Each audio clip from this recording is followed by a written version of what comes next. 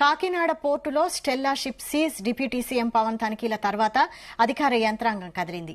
5 శాఖల అధికారులతో కలిసి మల్టీ డిసిప్లినరీ కమిటీ ఏర్పాటు చేశారు. కాకినాడ పోర్టులో ఇటీవల deputy CM Pawan Kalyan seize చేయించిన షిప్లో పీడీఎస్ బియ్యం ఎక్కడి నుంచి వచ్చిందో విచారిస్తున్నామని కాకినాడ కలెక్టర్ షాన్మోహన్ చెప్పారు. Revenue, police, civil supply, force, customs అధికారులతో టీం ఏర్పాటు చేసినట్లు కలెక్టర్ తెలిపారు. ఆ పీడీఎస్ రైస్ సప్లై చేసిన వెండర్ ఎవరు, ఆ వెండర్ సంబంధించి మనం ప్రీవియస్ లో బ్యాంక్ గ్యారంటీ ఏమైనా ఇచ్చినట్టువి ఉన్నాయేమో అని చెప్పి ఆ రోజు నేను కూడా అనుమానం వ్యక్తం చేశాం. మనం బయటకు వస్తూనే మనం కోర్టు నుంచి వస్తూనే బ్యాంక్ గ్యారంటీ ఇచ్చినవి ఉండొచ్చేమో, సో అది ఒకటి వెరిఫై చేసుకోవాలనుకున్నాం. సో ఆ వెరిఫికేషన్ కి సంబంధించి నెక్స్ట్ 2-3 days లో మనం ఒక మల్టీ డిసిప్లినరీ టీం, అంటే కంప్లీట్ గా రైస్ ఏదైతే లోడ్ చేసిందో షిప్ లోకి, ఆ షిప్ లో ఉన్న రైస్ ఏ ఎక్స్పోర్టర్ దగ్గర నుంచి వెళ్ళింది, ఆ ఎక్స్పోర్టర్ కి ఏ మిల్స్ సప్లై చేశాయి, ఆ మిల్స్ కి సంబంధించిన బిల్స్, ఆ ఎక్స్పోర్టర్ కి సంబంధించిన బిల్స్, ఆ ఎక్స్పోర్టర్ ఏ గోడౌన్ లో పెట్టున్నారు, ఆ గోడౌన్ నుంచి షిప్ వరకు రావడానికి అవసరమైన ట్రాన్స్పోర్టేషన్ కానీ అవసరమైన ట్రక్ షీట్స్ అవన్నీ వెరిఫై చేసుకొని ఇది నిజంగానే పీడిఎస్ రైస్ మనం బ్యాంక్ గ్యారంటీ ద్వారా రిలీజ్ చేసిందా కాదా అని నిర్ధారించుకొని ఆ పీడిఎస్ రైస్ అండ్ ఇన్ఫాక్ట్ ఒకవేళ బ్యాంక్ గ్యారంటీ ఒకవేళ ఇచ్చున్నా కూడా పీడిఎస్ రైస్ బయటకి ఎక్స్పోర్ట్ కి పంపించగలమా లేదా. సో ఈ యాక్టివిటీస్ అన్ని చేయడం కోసం అలాంగ్ విత్ కస్టమ్స్ డిపార్ట్మెంట్ ఒక 5-member టీమ్ ని, అంటే revenue, police, custom, including civil supplies and port authorities, so ఈ 5 డిపార్ట్మెంట్స్ తో కలిపి ఒక టీం ఫామ్ చేయడం జరుగుతుంది. అండ్ ఈ టీం ఆ షిప్ మీదకి వెళ్ళి ఖచ్చితంగా ప్రతి లోడ్ ని వెరిఫై చేసుకొని ఏదైనా డాక్యుమెంట్స్ కానీ సీజ్ చేసుకోవటం, ఆ డాక్యుమెంట్స్ శాంపుల్స్ తెచ్చుకొని ఆ తర్వాత నెక్స్ట్ ఏం స్టెప్స్ చేయాలి అండ్ కంప్లీట్ గా ఇది ఎవరు సప్లై చేశారు, ఏం సప్లై చేశారు అనేది తెలుసుకున్న తర్వాత we will take the next course of action. 27th ఎగుమతిదారు ఎవరు, ఏ గోదాం నుంచి షిప్ వరకు వచ్చింది తెలుసుకునేందుకు కస్టమ్స్ శాఖ 5 సభ్యులతో బృందం ఏర్పాటు చేసింది. రేషన్ బియ్యం విషయంలో అధికారుల వైఫల్యం ఉందన్నారు కలెక్టర్. షిప్ సీజ్ చేశామని తెలిపారు. రేషన్ బియ్యం అక్రమ రవాణాపై దర్యాప్తు చేస్తున్నామని తెలిపారు. గోడౌన్ నుంచి షిప్ వరకు బియ్యం ఎలా తరలించారో తెలుస్తామన్నారు. బ్యాంక్ గ్యారంటీతో విడుదలైన బియ్యం షిప్ లో ఉందో లేదో నిర్ధారిస్తామన్నారు. విచారణ తర్వాత పూర్తి వివరాలు వెల్లడిస్తామన్నారు. వెండర్ ఎవరు? ఇదే అంశంపై మరిన్ని అప్డేట్స్ మా ప్రతినిధి సాంబశివరావు అందిస్తారు. సాంబశివరావు. Thank you Vaipalli. గత కొన్ని రోజులుగా కాకినాడ పోర్టు పేరు ఇటు దేశంలోనే కాదు విదేశాల్లో కూడా మారుమోగిపోతుంది. ముఖ్యంగా గత నెల 27వ తేదీన జిల్లా కలెక్టర్ షాన్మోహన్ సగిలి ఆర్డీఓ కొందరు బృందంతో కలిపి యాంకరేజ్ పోర్ట్ ఏదైతే ప్రభుత్వ ఆధ్వర్యంలో ఉందో ఆ పోర్టుకు వెళ్లడం జరిగింది. అక్కడ 73వ నెంబర్ బ్యాడ్జ్ గుర్తిస్తే పీడిఎస్ బియ్యం దొరికాయి. అవి పక్కనే ఉన్న Panama, Stella L Panama ship లోకి ఎగుమతి చేసినట్లు గుర్తించారు. షిప్ లోకి వెళ్లే ప్రయత్నాన్ని అయితే అటు అధికారులు అడ్డుకున్నారు. ఆయన తెలుసుకునేది వచ్చి అనౌన్స్ చేసిన తర్వాత 2 రోజుల తర్వాత ఉప ముఖ్యమంత్రి పవన్ కళ్యాణ్ ఆగమేఘాలపై కాకినాడ రావడం జరిగింది. ఆయన తొలుత యాంకరేజ్ పోర్ట్ లోకి వెళ్లి ఇవన్నీ పరిశీలించారు. షిప్ లోకి వెళ్తే ప్రయత్నం చేస్తే అక్కడ అధికారులు అడ్డుకున్నారు. షిప్ లోకి వెళ్లి అనుమతి లేదన్నారు. పోర్ట్ ఆఫీసర్ కూడా ఉన్నప్పటికీ కూడా పవన్ కళ్యాణ్ ని లోపలికి అనుమతించలేదు. ఇలాంటి నేపథ్యంలో ఇక్కడ అక్రమ పీడీఎస్ బియ్యం తరలిపోతున్నాయని చెప్పి ఆరోపించడం జరిగింది. కలెక్టర్, జిల్లా ఎస్పీ, అదేవిధంగా డిఎస్పీ, పౌర సరఫరాల శాఖ అధికారులపై పవన్ కళ్యాణ్ తీవ్రమైన వ్యాఖ్యలు చేయడం జరిగింది.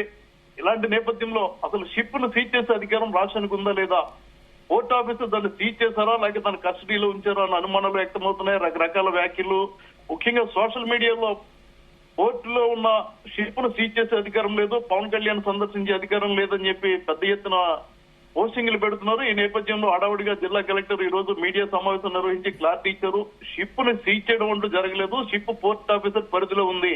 పోర్ట్ ఆఫీసర్ క్లియరెన్స్ ఇచ్చిన తర్వాత మాత్రమే అది అక్కడి నుంచి వెళ్తుంది. ప్రస్తుతం మా కస్టడీలో ఉందని చెప్పారు. పోర్టులో ఏదైతే పనామా, స్టెల్ ఎల్ పనామా షిప్ ఉందో ఆ షిప్ లో 38,000 మెట్రిక్ టన్నుల బియ్యం ఆల్రెడీ దాంట్లో అప్లోడ్ చేసి ఉన్నాయి. ఈ బియ్యంలో కొన్ని పీడిఎస్ బియ్యం ఉన్నట్లు మాకు అనుమానం వచ్చింది. దీనికి ఏదైతే బ్యాచ్ నుంచి బ్యాచ్ లో 6,400 మెట్రిక్ టన్నుల పీడిఎస్ బియ్యం గుర్తించాం. షిప్ లో పూర్తి స్థాయిలో తనిఖీలు చేసేందుకు పోర్టు, కస్టమ్స్, పోలీస్, రెవెన్యూ, పౌర సరఫరాల శాఖ అధికారులతో బృందాన్ని ఏర్పాటు చేస్తున్నాం. రేపటి నుంచి బృందం పూర్తిగా ఆ షిప్ లోకి వెళ్లి మొత్తం బియ్యాన్ని ఏదైతే 5 ర్యాకుల్లో బియ్యం ఉన్నాయో అవన్నింటినీ కూడా పరిశీలించడం జరుగుతుంది. ఒకవేళ అందులో రేషన్ బియ్యం కానీ ఉంటే ఖచ్చితంగా ఆ స్టాక్ ను సీజ్ చేయడం జరుగుతుంది. పోర్ట్ ఆఫీసర్ క్లియరెన్స్ ఇచ్చే వరకు కూడా షిప్ అక్కడి నుంచి వెళ్ళడానికి లేదని చెప్పారు. అదే విధంగా పవన్ కళ్యాణ్ ని లోపలికి వెళ్ళనివ్వలేదు, ఇక్కడ అధికారులు కుమ్మక్కయ్యారన్న ఆరోపణలపై కూడా కలెక్టర్ స్పష్టత ఇవ్వడం జరిగింది. ఎన్నికల కోడ్ అమల్లో ఉన్న కారణంగా నేను పవన్ కళ్యాణ్ వెంట వెళ్ళలేకపోయాను, కోర్టులో కార్యకలాపాలకు ఆటంకం కలగకూడదన్న ఉద్దేశంతోనే తాము పూర్తి స్థాయిలో దృష్టి కేంద్రీకరించలేదు, అందువల్ల ఈ అక్రమ బియ్యం వెళ్తున్నాయి, తమ లోపం ఉందని ఆయన చాలా స్పష్టంగా పేర్కొనడం జరిగింది. అయితే షిప్ ను సీజ్ చేశారా లేదా మీ కస్టడీలో ఉందన్న విషయం చెప్పినప్పుడు సీజ్ చేయలేదు, మా కస్టడీలో ఉంది, బియ్యం తనిఖీ చేసిన తర్వాత దాన్ని క్లియర్ చేయడం జరుగుతుందన్నారు. అదేవిధంగా అసలు ఆ షిప్ లకు బియ్యం పంపిన వ్యాపారి ఎవరు, ఆ వ్యాపారి ఏ గొడవ నుంచి ఏ మిల్ నుంచి తీసుకొచ్చారు, దానికి ట్రక్ ఏ ట్రక్ లో తీసుకొచ్చారు, వాటికి బిల్స్ ఉన్నాయా, ఆ వ్యాపారి బ్యాంకు గ్యారంటీ ఇచ్చారో లేదా చూసి అది నిజంగా కనుక పీడిఎస్ బియ్యం అయితే వ్యాపారిపై చర్యలు తీసుకోవడం జరుగుతుంది. బ్యాంకు గ్యారంటీ ఇచ్చిన బియ్యం అయి ఉంటే దాన్ని ఎక్స్పోర్ట్ కి పంపించే అవకాశం ఉందా లేదన్నది కూడా ఒపీనియన్ తీసుకోవాలి, లీగల్ ఒపీనియన్ తీసుకుంటాం, అంతవరకు దాని మీద పూర్తి స్థాయిలో కామెంట్ చేయలేమని చెప్పారు.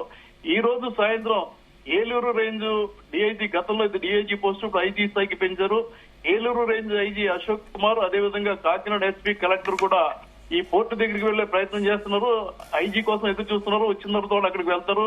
ఇప్పటికే పోర్టులో కస్టమ్స్ ఆఫీసర్ రావడం జరిగింది, ఆయన ఏదైతే బియ్యం ఎగుమతి చేస్తున్నారో ఎగుమతిదారులతో కూడా ప్రత్యేక సమావేశాన్ని నిర్వహిస్తున్నారు, పోర్టుకి చెడ్డ పేరు రాకుండా చూడాలని తీసుకున్నారు. ఇప్పటికే నిన్న కేబినెట్ సబ్ కమిటీ మీటింగ్ లో గానీ పవన్ కళ్యాణ్ చంద్రబాబు సమావేశంలో గానీ ఒక ఐపీఎస్ అధికారిని చీఫ్ సెక్యూరిటీ ఆఫీసర్ గా వేయాలని నిర్ణయించారు. ఆ విషయం మీద కూడా ఇప్పుడు కాకినాడ రానున్న ఐజీ దీనిపై స్పష్టత ఇవ్వనున్నారు.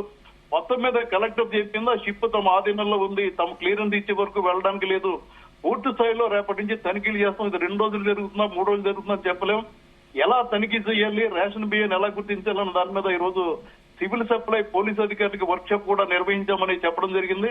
రేపటి నుంచి అధికారులు పూర్తి స్థాయిలో పనిచేస్తారు. షిప్ లో నిజంగా పీడిఎస్ బియ్యం ఉంటే ఆ బియ్యానికి ఆల్రెడీ బ్యాంక్ గ్యారంటీ ఇచ్చి ఉంటే అది ఎక్స్పోర్ట్ అయ్యే అవకాశం ఉందని కూడా నిపుణులు చెప్తున్నారు. అది ఎక్స్పోర్ట్ అయితే సంబంధిత వ్యాపారి ఎవరైతే బ్యాంక్ గ్యారంటీ ఇచ్చారో ఆ వ్యాపారం మీద చర్యలు తీసుకునే అవకాశాలు ఉన్నాయి.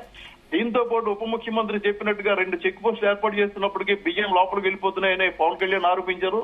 దాన్ని కూడా కలెక్టర్ అంగీకరించారు. ఎందుకంటే రోజుకు 1100 లారీలు అక్కడ ఈ రవాణాకి అక్కడికి వస్తున్నాయి, వాటికి ఆటంకం కలగకూడదన్న ఉద్దేశంతో తమ కొంత నిర్లక్ష్యంగా ఉన్న మాట వాస్తవం అంగీకరించారు. దాంతో 24 గంటలు 3 షిఫ్టుల్లో పనిచేసేలాగా ఈ 5 శాఖలతో బృందాలు ఏర్పాటు చేస్తున్నారు. ఆ బృందాలు పూర్తి స్థాయిలో తనిఖీ చేస్తున్నారు. పంపితే కొద్ది రోజులు మాత్రం రవాణాకి ఆటంకం కలుగుతుంది, తర్వాత యథావిధిగా కార్యకలాపాలు జరుగుతాయి. రేషన్ బియ్యం తరలిపోకుండా పటిష్టమైన చర్యలు తీసుకుంటున్నాం, ప్రతిరోజు తనిఖీలు జరుగుతాయి, గొడవన్లు రైస్ మిల్లు కూడా తనిఖీ చేస్తాం, ప్రజల్లో కూడా అవగాహన కల్పిస్తున్నాం అని చెప్పి ఆయన వాట్సాప్ నెంబర్ ఇవ్వడం జరిగింది. ఎవరైనా సరే రేషన్ బియ్యంకి సంబంధించి ఆ వాట్సాప్ నెంబర్ కి ఇస్తే సమాచారం ఇచ్చిన వారు వివరాలు గోప్యంగా ఉంచి చర్యలు తీసుకుంటామని చెప్పడం కూడా జరిగింది. దీంతో ఉప ముఖ్యమంత్రి పవన్ కళ్యాణ్ చేసిన ఆరోపణలన్నీ కూడా వాస్తవం అని చెప్పి కలెక్టర్ అంగీకరించడం జరిగింది. అదే సమయంలో తన పక్కన ఉన్న ఎస్పీని వివరణ కోరితే, ఎందుకంటే ఆ రోజు పవన్ కళ్యాణ్ తన తనిఖీలో ఎస్పీ స్పందించలేదు, నేను రిపోర్ట్ అడిగితే ఇవ్వలేదు, తాను వచ్చిన తెలిసి ఎస్పీ లేకుండా పోయారని ఆరోపణ చేశారు. దాని మీద అడిగితే నేను లీవ్ లో ఉన్నాను, హైదరాబాద్ వెళ్ళిన మాట వాస్తవం ఆయన అంగీకరించారు. ఈ నేపథ్యంలో పవన్ కళ్యాణ్ చేసిన ఆరోపణలు నిజమని చెప్పి ఈ రోజు మీడియా సమావేశంలో ఎస్పీ కలెక్టర్ చెప్పడం జరిగింది. ఈ వైశాలి